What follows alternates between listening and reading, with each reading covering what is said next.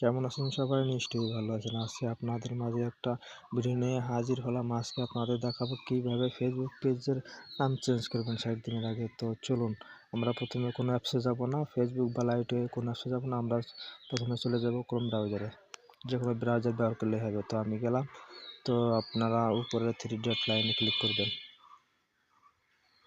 তো আমি ক্লিক করছি, আমি পেজে চলে যাচ্ছি।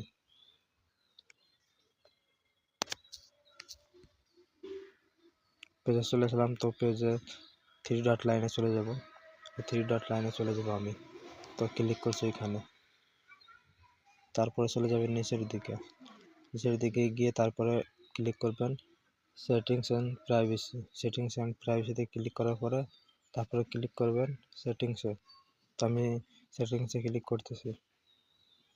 তারপরে আপনি নিচে চলে যাবেন। নিচে গিয়ে আপনারা চলে যাবেন পেজ সেটআপে। আমি পেজ সেটআপে ক্লিক করছি। তারপরে চলে যাবেন উপরের নেম, এখানে ক্লিক করবেন। করলাম।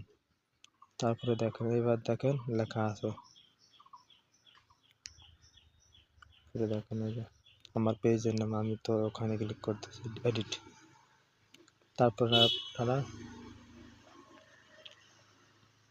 আপনাদের নাম দেবেন উপরে এইখানে। তো আমি আমার নামটা দিয়ে দিচ্ছি, যেটা আমি নাম রাখবো পেজের, সেটা আমি দিয়ে দিচ্ছি।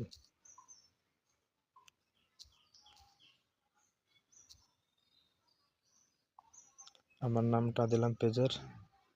তো এবার ক্লিক করে দেখি হয় কি না। আপনারা আপনাদের সঠিক নামটা দিবেন। আমি আমার পাসওয়ার্ডটা দিয়ে দিচ্ছি আইডির।